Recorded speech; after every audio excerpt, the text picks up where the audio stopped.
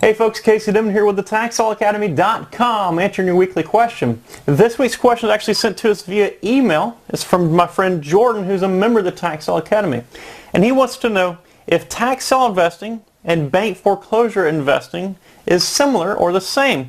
Jordan, great question. You know, in theory, it doesn't matter what kind of real estate you purchase, whether it's a foreclosure or if it's just from a member of the general public.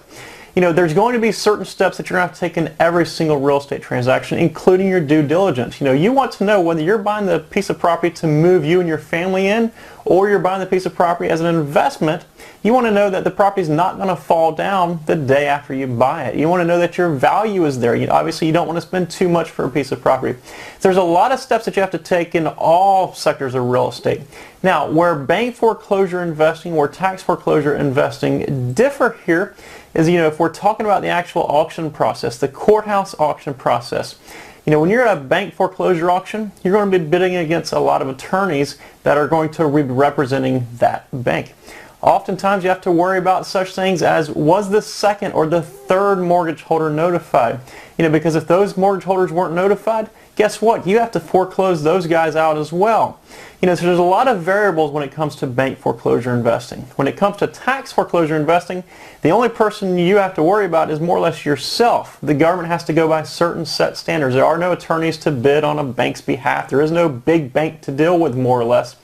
All you have to deal with is yourself. Now, obviously, it comes with a price. You have to do all the research yourself. You have to rely on yourself a lot. And I hope you have great training before you consider doing this. Now, obviously, as a member of the Academy, you have access to a lot of amazing stuff. But for those out there that don't have access to the Academy, I certainly hope you have some sort of training from somewhere before you start investing in tax sale properties. Because like I said, you have to invest in more or less yourself. You have to invest in that knowledge to learn as much as you can about tax sale investing, because that's what you're relying on when it comes down to it. So bank foreclosures, yes, absolutely, there is money to be made there, but in my opinion, tax foreclosure investing is a lot easier, a lot safer, and you can get into it a lot cheaper many times.